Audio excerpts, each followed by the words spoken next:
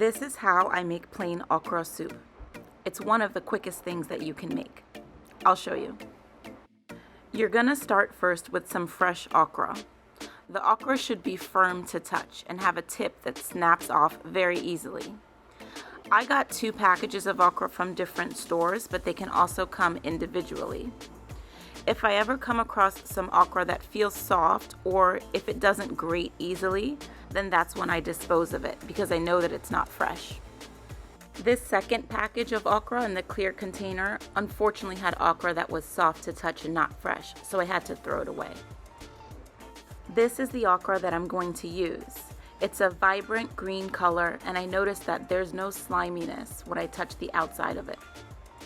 I grabbed my grater and I'm going to be using the largest holes to grate the okra. I prefer to grate the okra, but you also can basically chop it or put it in the blender.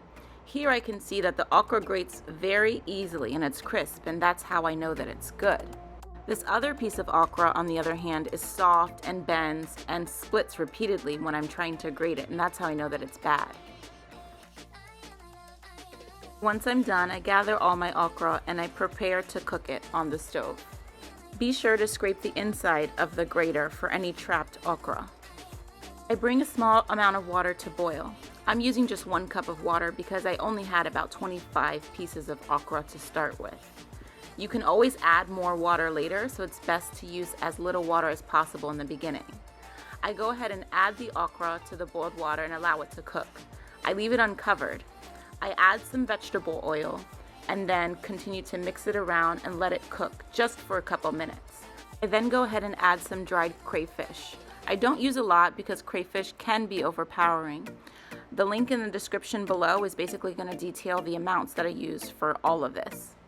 I add about half of a Maggi beef cube for some seasoning and go ahead and mix everything together. Again, I allow it to cook uncovered during this period. The last step is that I'll usually add just a dash or a little bit of salt to taste. Taste it and decide what you prefer. I like to see that there's a very good amount of draw at this point. The slimy texture is what makes okra soup delicious, and I love that it's easy and simple. It pairs perfectly with stew, and before you know it, dinner is ready in minutes.